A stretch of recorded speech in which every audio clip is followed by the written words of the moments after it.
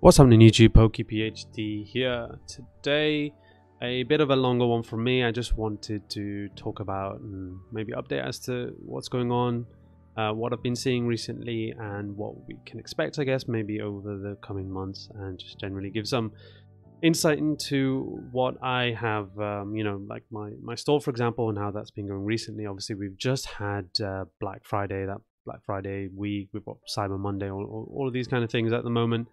So just to talk about a little bit about how that went for me, and generally just, as I said, an overview about what's how Pokemon is or seems to be to me as of right now. So before we do actually get into the bulk of the video, please make sure to leave a like if you enjoy the video and subscribe if you're not already. Any support is massively appreciated. So even just watching the video is helpful for me. I think I'm roughly around about 330 something subscribers at this point, so anything that you can do to help that would be fantastic. So I wanted to start with probably just talking a little bit about Paradox Rift. So if you'd watched my video or a couple of videos ago, I talk about my trip to Japan and the Pokemon purchases I had made whilst I was out there in Japan. So I didn't get back until late October, and from that point on, of course, Paradox Rift came out in November the 3rd, I believe. So didn't have much time to sort out my pre-order with my supplier, with my my wholesaler, and obviously you can do these things over email. It's not like I had a legitimate excuse not to pre-order if I really wanted to, but that's my point. I really didn't want to. I wasn't particularly interested in picking up too much Paradox Rift, and to this day I still haven't bought any of it. What did I buy last? It was the 151. I bought a case of 151 ETBs, and I bought a few cases of the collection boxes, the Charmander, Squirtle, Bulbasaur ones, and then also didn't actually get my hands on any booster bundles, which was a bit of a shame. But yeah, didn't purchase any Paradox Rift, and it doesn't seem to be doing particularly well. There's this kind of a written rule that, okay, new set comes out, you need to pre-order and order as many boxes, and at least for someone like me who obviously runs a store, and it doesn't. So a lot of the time I look at that and think I don't particularly understand why. My supplier at least is somewhat flexible. I don't need to order every set. I don't order a large amount, and maybe that's why I can get away with being flexible like I do. Whereas obviously if I was a bigger store and I was selling a lot of sealed product, I would, I imagine, I mean, I'd be getting better rates, of course, but I imagine I'd have to be purchasing a lot more than I actually do right now. So didn't order any of that. Not particularly bothered. As I said, I got a decent amount of 151 that I was pretty happy with, and these sets are coming out and they are immediately less than MSRP the day of release. I try to kind of run the most efficient, minimal store I can. Most of the reason being that I have a full-time, like 9 to 5 as well. So Pokemon is not my full-time job. It's just something I do on the side. I also have other commitments in my life. I like to hang out, friends, family, do all sorts of stuff alongside Pokemon. So for me to commit to really going all in on sealed product is not something I want to do. I certainly would consider it if the margins weren't what they are right now, which is pretty much pathetic. So as I mentioned, these boxes are coming out less than MSRP. If I'm selling those on eBay, just because it's harder for me to sell them on my website, for example, where I pay much lower fees. If I sell them on eBay and then ship them, I'm losing money. If I sell them on my website, I'm making a little bit of money just because my fees are significantly lower. I'm paying a couple of percent. That's just the credit card transaction fee. Whereas eBay is charging me a full fat 13% or 11%, and yeah, that's when you're selling a product for 100 quid that you bought for 80 something, it doesn't really work. It's not viable in my eyes at all. One thing I did want to try, and it's not like it's some completely new and unique opportunity or thing, was to break down quite a few boxes and try doing that. I've seen Nick, old school Pokemon, do this. I've seen a lot of people do this, but I've watched a couple of his videos where the new set comes out and he breaks it down, he sells all the cards individually. But it's a lot of work, and it's probably something I would consider if I was full-time, but I'm not, and I don't plan on probably being anytime soon. So it's every incentive for me to maintain that kind of level of efficiency where, you know, I sell a lot of singles and graded cards, and it's so easy for me to put them to the side, to store them, to have space for them, and then to pack them as well. That's another thing. It's so easy for me to ship graded and single cards compared to having to, you know, tape together boxes and obviously use all the bubble wrap and everything else. That the additional work that I have to do if I was selling sealed product, there's zero incentive for me basically to go in and into sealed product and purchase and sell more. Absolutely not. Margins are worse and the work is more. It makes absolutely no sense for me to do that.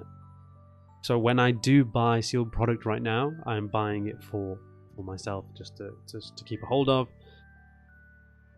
I'd say from, you know, the last year or so, maybe the last 18 months, nothing's done particularly well that I've been holding on to, that I've bought through my supplier.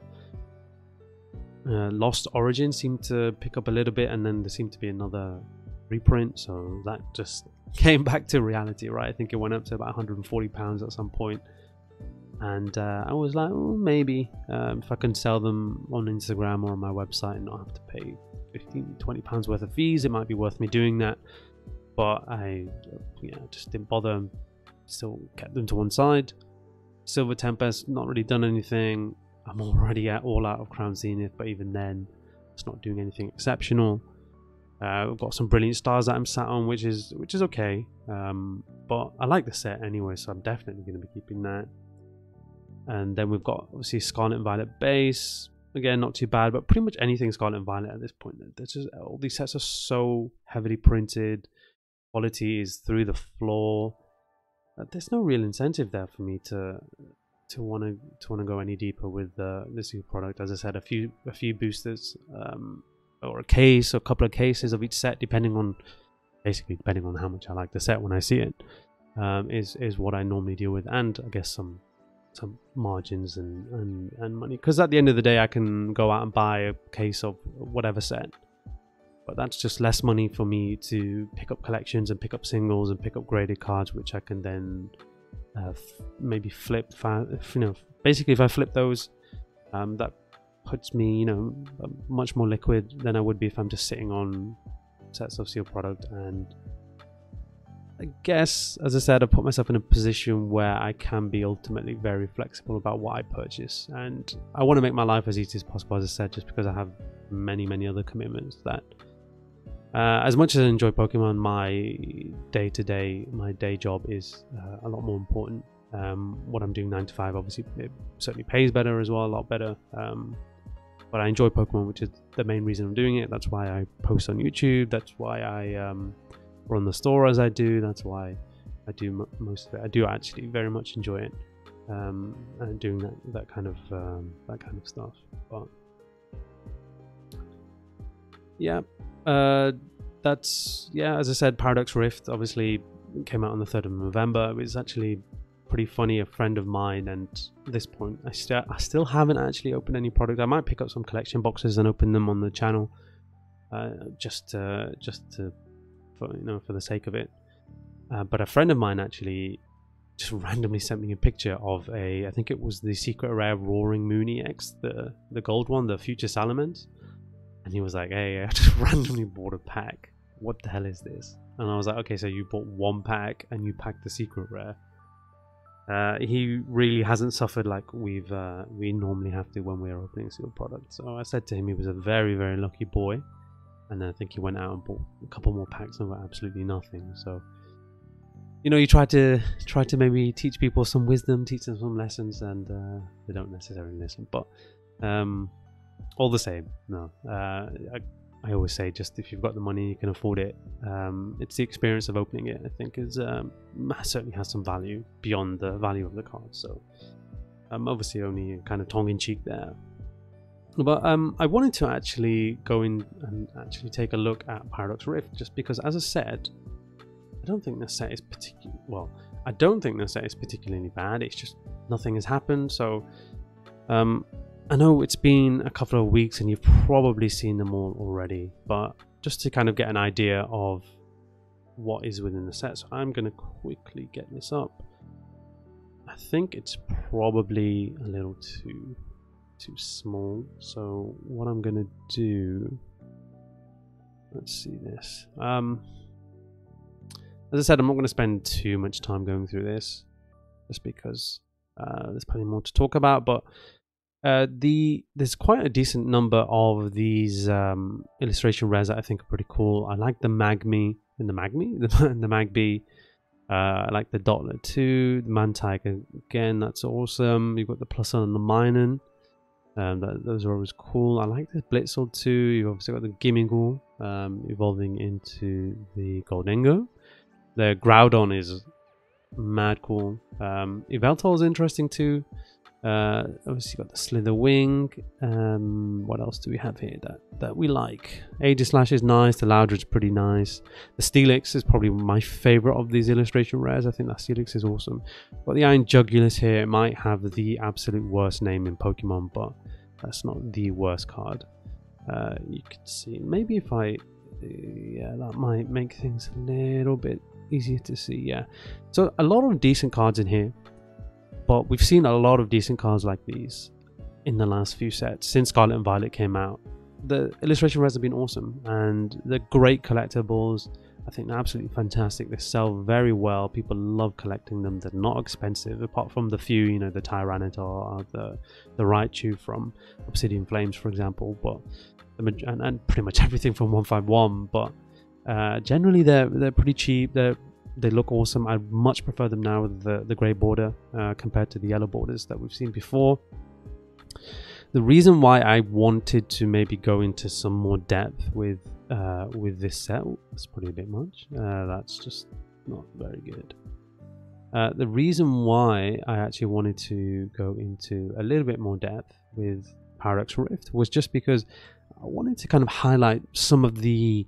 It's obviously based, or a lot of the Pokemon, it's focused on the future Pokemon from Scarlet and Violet. As you can see here, we've got the Iron Valiant, which is the kind of future form of Gallade. We've got the Sandy Shocks, which is of course Magneton. We've got Roaring Moon being Salamence. Gholdengo is obviously not one of the. I mean, don't think it is one of the. One of the future. It's definitely not, right? Because it doesn't have one of those weird names. And Iron Hands being the Hariyama. So it's nice to see some love for the non-basic bitch cards, right? The ones that everyone likes and everyone wants to collect. Garchomp, one of my favorite Pokemon, and Garchomp surely is one of the best Pokemon in the franchise. It is absolutely amazing, especially Cynthia. Cynthia and Garchomp in Generation 4 were just insane. Frostlass, it's not too bad. Serena, I think, is also not too bad. Toxtricity, I think overall, just different Pokemon, right? Which I'm happy to see. We've got a decent number of full art trainers, and one thing I am surprised about, and I can't particularly understand why, is the absolute dirt cheap prices that a lot of these full art trainers are going for.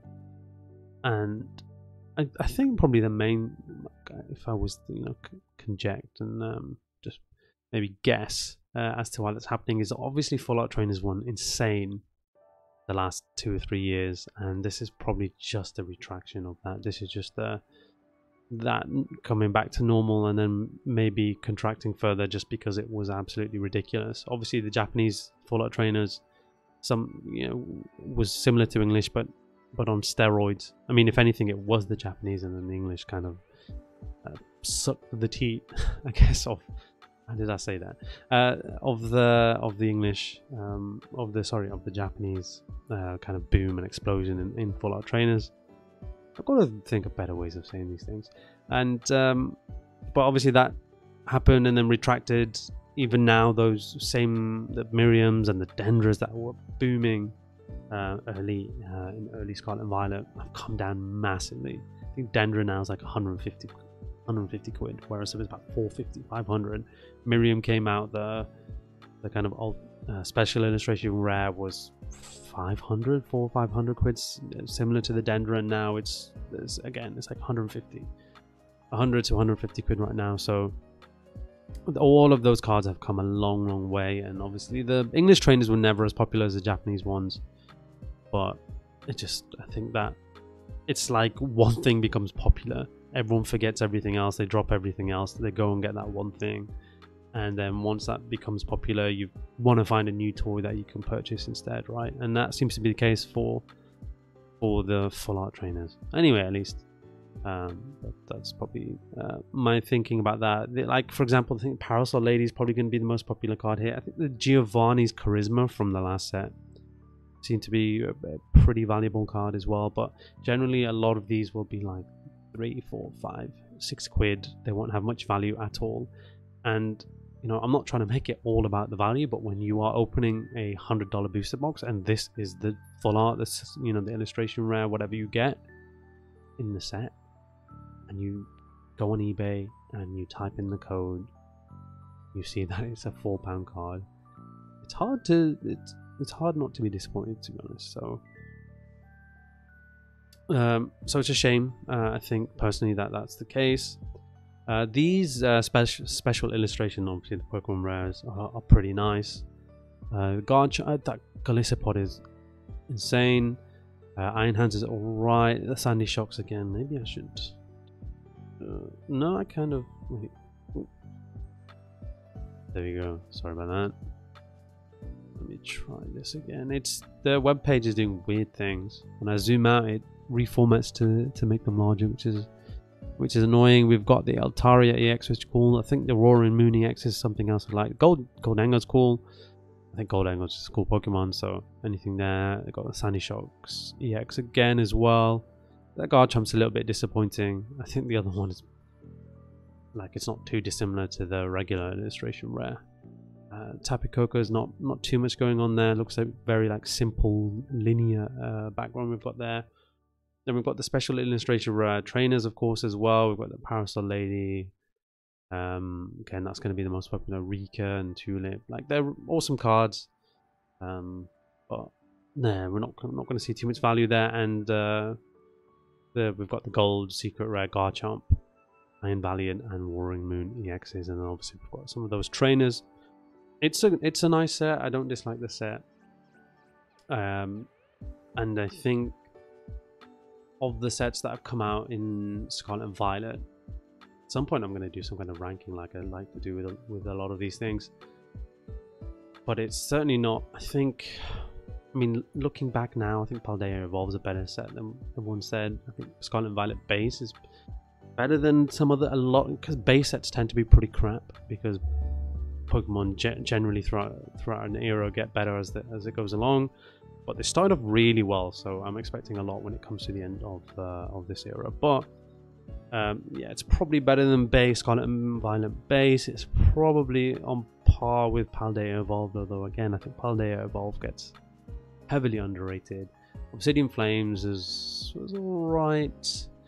I think there's a certain standard we've seen and come to expect with Scarlet and Violet, and this at least meets that standard in my opinion. So it's not a bad set at all. The main issues obviously being what we've discussed about already, plenty, being just, you know, the sets sit there and the boxes don't do much, and the collection boxes again don't do much. I'm also considering just buying, it's, you know, I mentioned obviously I went on a bit of a tirade talking about not buying a lot of sealed product, but I'm also thinking about purchasing more sealed product, and then like, rather than breaking it down card by card as I mentioned earlier, I'd actually just sell the booster packs separately, just because that's something that does sell pretty well. I have a decent amount of 151. I think at this point I could probably strip that up and sell those booster packs individually and not do too badly and make reasonable margins on those. I think that's a better option than actually selling them individually. Obviously, you know, you're selling, you purchase a collection box for $7, you know, well, myself or yourself as a buyer is going to go and buy one of these 151 collection boxes for like £17-18. And if you're not from the UK, sending something like that costs you roughly £3, £2 to £3, depending on your relationship with Royal Mail. But generally, if you just take the average person who doesn't have like a Royal Mail business account, for example, they'll be spending roughly £3 to ship that, and that is 20%, just less than 20% of the value of the box itself. So Pokemon don't make it easy with the margins for these, but again, you know, you strip that down, you maybe sell the, because I think you get 3 booster packs in those collection boxes. You strip a lot of those down, just get the booster packs, sell them in bundles of 4 probably. Well, you know, you can sell them individually, of course, but then you're paying a decent amount of postage out of those. Better to maybe combine that and sell in lots of 4. And yeah, I think that might be a better option. Take away your fees and your postage, you're probably slightly up, whereas when you're selling those collection boxes at that price, fees and postage, you're not looking particularly pretty either there. And then of course you've got the promos as well, which aren't particularly valuable, but certainly better than nothing. So yeah, those are just a few thoughts about that. Generally 151 seems to be holding up, doing pretty well. I think product's probably going. I picked up some premium collection. I think you can just see here, let me just point there, you can see the Mew Ultra Premium collection there. So I picked up a case, and only a case just because I couldn't actually, they didn't give me more than a case, but again, they're not, supply is not necessarily got a lot of that product just because it's the one product at this point in time where that people are really enjoying purchasing and opening. So yeah, that's Paradox Rift. 151's just taking all that attention, I guess, still. You know, a couple of weeks into Paradox Rift, and I think it's going to happen up until Christmas. Obviously we've just had Black Friday, Cyber Monday, all of these things, and I think for that reason, I would say at least my sales, at least on my website and my eBay, have been pretty subpar and pretty slow compared to maybe like a normal week, couple of weeks. People obviously going out and buying stuff, tech, TVs and kettles and toasters and all of these different things, means that they just have less money for Pokemon. I actually put on a small sale for Black Friday myself, literally 5% discount, and it did help a bit, but not overly too much. Still pretty subpar, as I said, pretty slow. Couple of weeks for me in that regard. I'm sure there's going to be a continued lull up until December-ish probably. People's wallets are still recovering. Once that November paycheck comes in, I'm hoping things pick up at least for the first few weeks of December. But then of course you've got Christmas, so maybe it's just going to be a bit of a tougher year. Obviously the last 12 months have been pretty tough for most people, and you know, economically has been pretty tough, and Pokemon really falls down the pegging order when when it comes to that. Pecking order? Wow. Yeah, wow, I need to really, dirty mind, really clean that up. But yeah, so Pokemon's falling down the pecking order, and yeah, so it's not going to be your priority, right, when you've got bills to pay and Christmas presents to buy.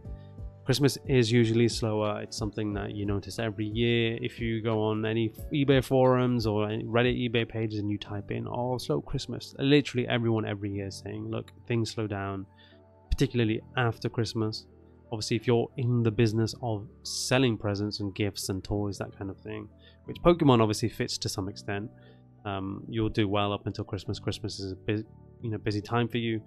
Pokemon, I guess, falls somewhere in the middle where, like, the majority of people that would be gifted Pokemon presents, Pokemon gifts, are going to be children, right? And that means grandparents and parents buying sealed boxes for kids. They're not buying single cards for kids. It's unlikely. It's less likely, right? And as I've already said, I focus more on the singles and the graded cards. Graded, people who buy graded cards are usually like myself, a little bit older, a bit, usually someone with a bit more expendable cash. You're not necessarily buying your 8-year-old kid a graded Jungle First Edition Pikachu, right? So there's a few ways of looking at it. Maybe that's probably a bit too deep of a way of looking at it, and maybe those different variations in what's popular, what's hot at this time of year. So yeah, as I said, maybe that's a bit too much, but yeah, I'm gonna obviously I'll keep an eye on things over the next few weeks. As I said, really hoping for a bit of an uptick between now and December. I think surely we'll see something. If not, I've got to maybe try something different. Maybe I'll start selling off some sealed product just to get some liquidity, and just to get some cash flow, more cash flow back through the business. So yeah, we'll see. Maybe I'll give some kind of update. I was thinking about doing some kind of week in the life of, but obviously don't do Pokemon full time, but you know, I'm sure there's a few things that I can show just about what I do, or what the average week might look like for me. Maybe it's just a matter of talking about numbers, or maybe it's just showing you, you know, what I do one day, what I do another day, listing and then posting. Obviously not overly complicated, it's mostly listing, mostly posting, and then some sourcing. So yeah, I'm thinking about maybe putting something together there, but you know, these things take time. Something like this is a little bit easier for me to do where I'm just talking, whereas obviously when that kind of video will take a lot of editing. It'll take obviously a week's worth of I mean, it's not going to be a long video, of course, but just taking footage for, you know, throughout the week, for example, it's going to be a little bit more taxing on my time.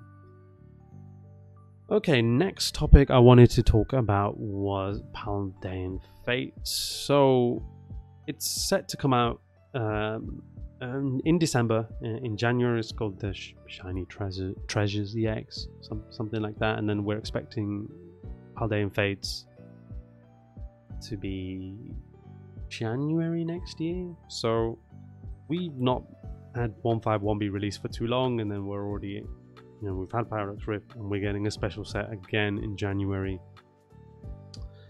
So I think 151 was September, so it's roughly 3-4 months.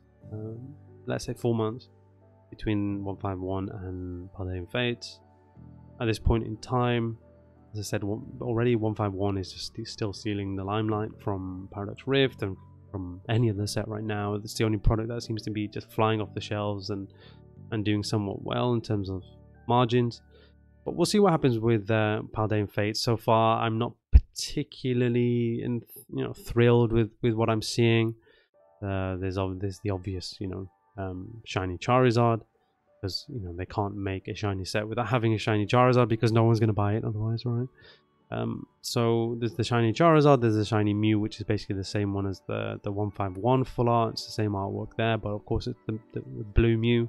The last blue Mew we had, which was from Celebrations, I wasn't really a big fan of. It's the gold secret rares aren't particularly extraordinary, but that one was, I think, pretty lackluster.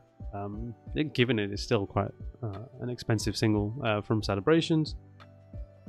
We've got obviously we've got the Paldean starters. I think I saw there's going to be some Paldean variants. I think I saw the pink Toadstool, which looked pretty cool actually. But just worried generally about the overlap between what we've seen with 151 and what we're going to see with Paldean Fates. I hope they really just focus on a lot of these newer Pokemon. I think it's obviously just a subjective opinion from me. If the set's not been doing set's not done particularly well, Pokemon might look at that and say, hey, we need to change things up, like with Paradox Rift. But I think focusing on the the future forms, the Iron Juguluses of the world, I don't think it's a bad idea for them when it comes to Paldean Evolve. I'm hoping that's what they do. I hope we get some of those Paradox Pokemon. I hope we get some of the older ones, whatever they're called. Things that Great Tusk. I'd like to see shiny versions of that. I think there actually has been confirmed already, actually. So it's a special set, I think, and I've mentioned many times before on the channel. Special sets are just really fun to open, right? Get a lot of pulls, and the biggest disappointment I had from 151 is it was a special set that had terrible pull rates, and that's the best thing about special sets. and the fact that that wasn't the case with 151, as I said, pretty disappointing. But I mean, yeah, I'm hoping that we don't have something similar, and we have something similar to obviously Shining Fates and Hidden Fates, and just amazing, awesome, fun opening experiences that we've all seen with those sets before, and we're not stuck with 151 where I opened an ETB on the channel and I got one Charizard EX, I believe, from the 10 packs.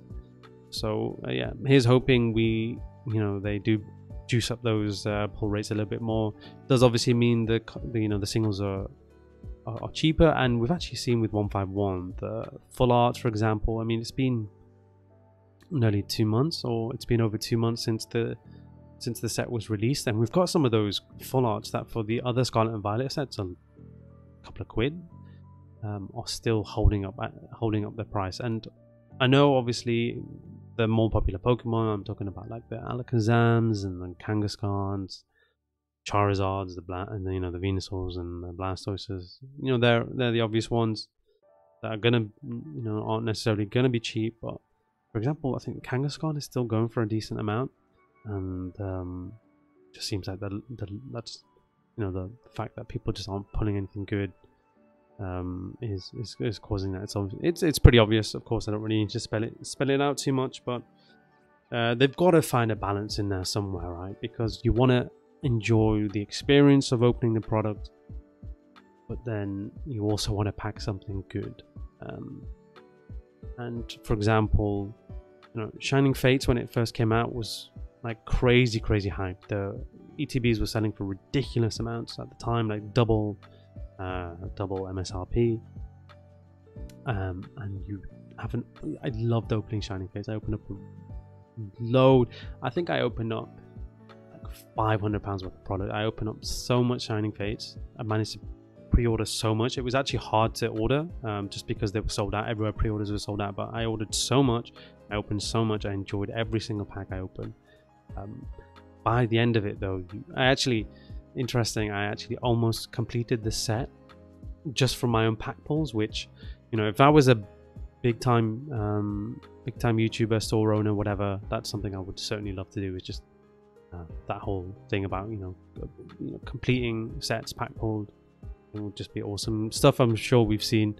I've watched, and I'm sure you've watched, of people like PokeRep just opening up pack after pack of a certain set just to fill out the masses there. Without going off on too much of a tangent, of course. Yeah, they've got to obviously find that balance, because Shining Fates, I open up so much product, and at the end you've just got all of these $1, £1 baby shinies, and then even the full art shiny V's, the Grimmsnarls and the Centiskorch were like £2, and they're still £2. The Charizard was the only decent pull in that entire set, and again, they were just I enjoyed the experience, but clearly they were so juiced. We just, these cards just didn't have any value to them. And personally, looking back, as I said, I enjoyed the experience of opening the product is worth more than just the value of the card. So it's not like I sit here and regret spending the money I did on the set, on opening the product. But it's certainly, as I said, there's a balance in there somewhere, right? We don't want 151 pull rates, but we do want 151, or at least somewhere in between, values for the cards that we pull. So I just hope they bring, we just don't have the same pull rates that we did with 151, because if that's the case, I'm gonna probably stay away from the set, significantly. I'm probably just not gonna bother with it too much. At all, just because if I'm gonna bother with a set which has high pull rates or low pull rates, I'm gonna go for 151. If I'm gonna, I think long term that set's gonna do better than Paldean Fates. So for me, it's a bit of a no-brainer, if you kind of compare the two. But anyway, without being so negative, obviously that's going to come out. Hopefully, we've got Japanese in December, as I mentioned, and then English in hopefully January. I've mentioned and spoken a decent amount before about the Japanese booster boxes. from the special sets, the ultra shiny GX, your Tag All Stars, your Shiny Star Vs, your VMAX Climax, V Star Universe, those sets, and what we've been seeing in the last few probably 6 to 12 months is those sets just coming down and down and down in price. Obviously, V Star Universe had a huge reprint recently, which really floored the set. But the fact that it's still not like bottom cheap means that there's there's enough of a demand out there for people, or at least there's a desire to own the product, which is a good thing because so much of that product was printed in that kind of most recent reprint wave. So the fact that my kind of initial positions, I'm still doing okay compared to the price now. I'm reasonably happy with. How long that's going to take to tick up is obviously nobody knows, and I think it's going to be a while. I actually had the opportunity of buying a decent amount of VMAX Climax for around about £100 a box, and I was basically umming and ahhing over a few quid here and there, and I kind of made a mistake at the time not purchasing then. After I didn't manage to make that purchase, the price of the box went to like 150, but we're back somewhere in between now. We had again another quick kind of well, not explosion in this kind of Japanese sense that we had this past year, but we did see an uptick in those boxes, but then they've come down again. Same with the V-Star Universe, like it went to £100 a box, and now we're back at about 80, 75 to 80. So they might still come down yet for anyone thinking of buying. I don't think now is the worst time to buy. I think it's a good, like, I opened a couple of boxes. I didn't pack anything particularly great. It was still a good experience, as I said, fun to open. You need to obviously, everyone should know when they are purchasing a sealed Pokemon product and opening it that the odds are not in your favor. It's like going to the casino to gamble. The house always wins, Pokemon always wins, they always get your money. But unlike I don't gamble, but at least I know opening Pokemon cards. At least I enjoy doing that. So yeah, those boxes have come down a decent amount, and as I said, I can see them going down further.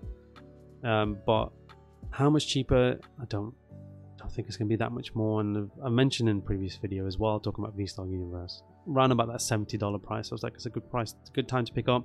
They then obviously went to around about 90 to 100 and come back down again. But even if you bought then, you're still doing okay. And I think if you're buying now, just probably you think about it a little bit more long term. I don't think it's going to change anytime soon. But yeah, a bit long term, I think you should be all right there. So yeah, I probably still want to pick up some VMAX Climax. I think I have like 1 booster box or 2 booster boxes, so I want to purchase a lot more of those. I mean, of the 3 sets, 3 most recent, I mean, obviously V-Star Universe, VMAX Climax, and Shiny Star V.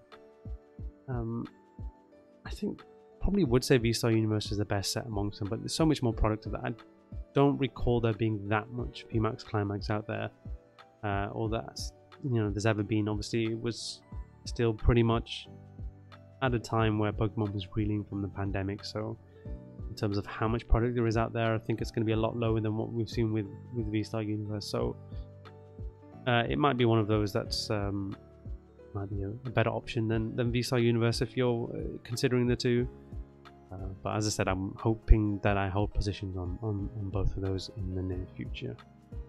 But I think that's probably everything I wanted to talk about today.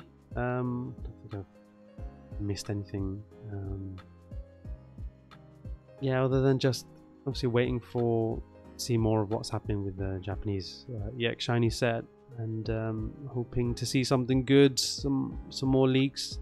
Pokemon seems to be dripping information out very slowly at the moment, so let's see what happens with how they evolved, and genuinely hoping for a bit of as I said, a bit of an uptick between now and come Christmas time. So I think that's going to be everything from me. If anyone has any questions, or anything information they want to share, feel free to post a comment, and if you have a question, I'll try and answer it as best as I can. But otherwise, thanks for checking out the video if you've made it this far. I know it's been a bit of a long one today, but as I said again, thanks for checking out the video, and hopefully I'll catch you on the next one.